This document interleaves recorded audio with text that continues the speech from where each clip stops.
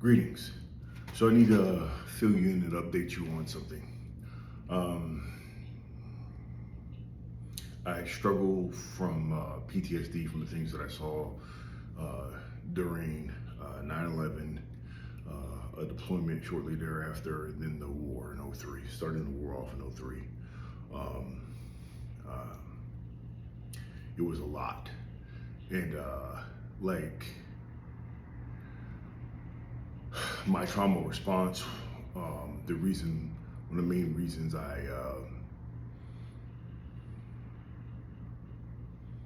have the problems I do is because in an instant, my worldview was shattered. And once that worldview of being a soldier, being a protector, a defender, someone to lay down my life so someone else didn't have to, once that was shattered in an instant with the loss of life, innocent life, through a terrible act of terrorism, horrific act of terrorism, cowardly act of terrorism, I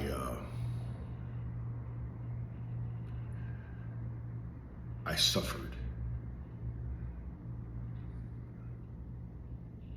It's a special place that your brain can adopt where you see something so horrific, but you have to keep going. So your brain will backlog it, and then for myself, focus on the mission. Try to do all that you can. Try and help, and that's where a lot of my PTSD comes from. Trying to help. So now when somebody says help me, it's my call to action. It says, Milton, I need your help. And that's my go word. Um,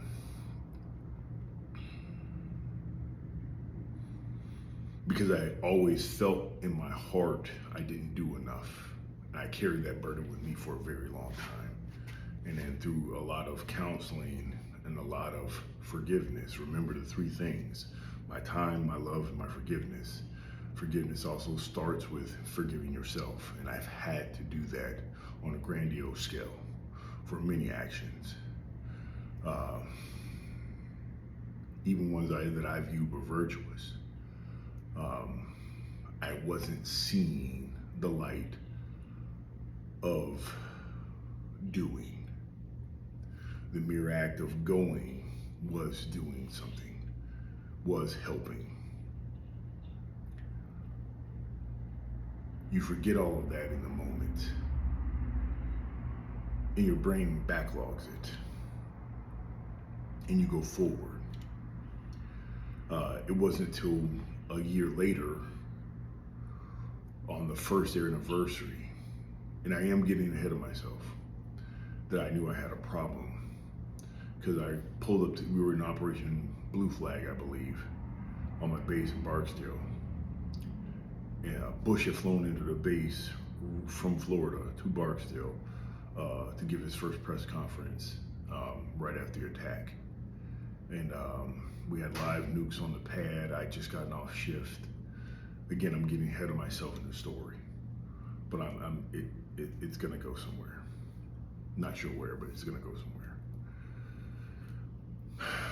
But what ended up happening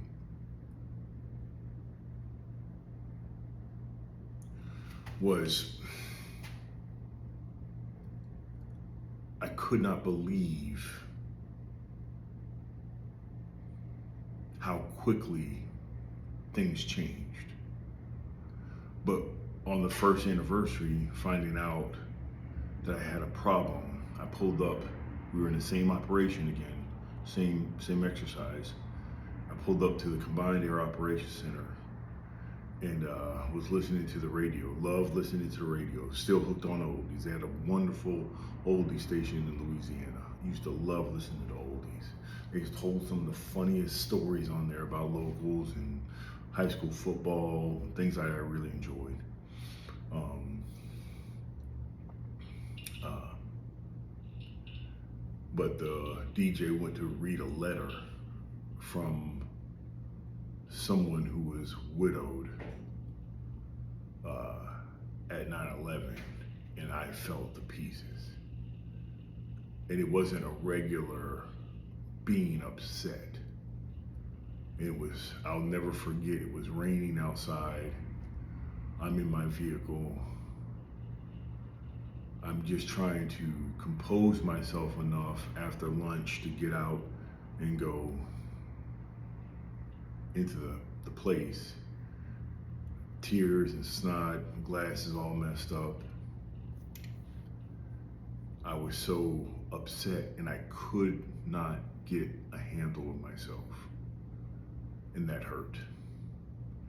And it started the negative feedback loops. I was a soldier. I was extremely strong. I was this, I was that. I was all of these things that was supposed to be in control. And I was not. So I was frustrated that I was frustrated, that I was frustrated, that I was frustrated. And I hated it. I didn't know how to break it. And at that time, you didn't talk about mental illness. And I wanted to be in the service so you didn't complain about mental illness. Mental health was not an issue. You didn't talk about any of that stuff. It was frowned upon. I was in a tactical communications unit. Bunch of dudes. Not talking about your feelings.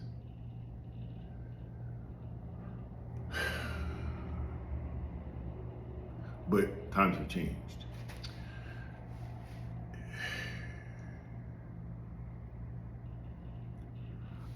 I cannot believe the amount of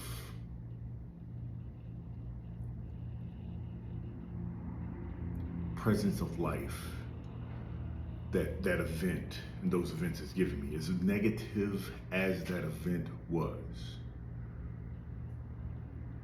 there is something about that time now that I reflect, even dealing with what I dealt with. I can look back and I can smile on several occasions for several different reasons. And then when I'm out doing my job, now I see the people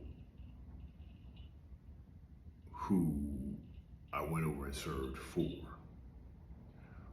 All politics aside, we shouldn't have been there. Okay, great. You argue that all day long. I'm not here for that. But to see Americans in America in a different light, as just Americans enjoying their freedoms, it's something so positive, so sobering, so uplifting, truly patriotic. And it's something I truly, I loved. I absolutely loved.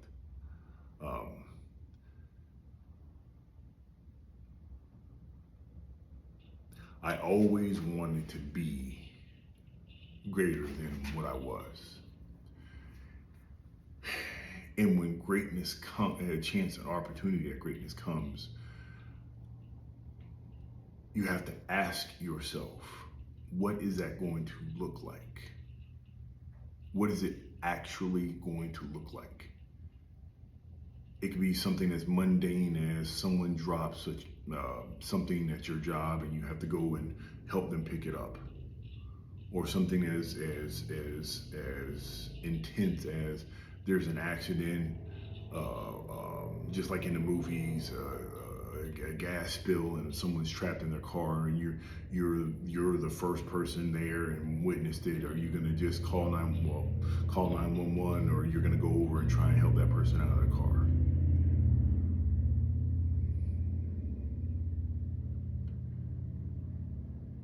I stopped asking myself that question. And what ends up happening is when the opportunity arises, I just do.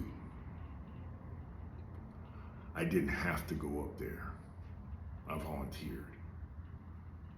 It changed my life forever. And I have it no other way. There's a consequence.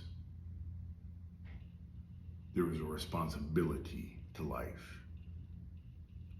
I lead my life now as though I'm being questioned by life. What are you going to do? And I can firmly sit here and say, I'll show you. I'll show you exactly what I'm going to do. Because I don't know what's going to happen to me tomorrow or even today. But the times I get to do something, I'm going to try my absolute damnedest to do that. Sometimes I fail, sometimes I succeed. But more times than not, I succeed because that's what I'm after.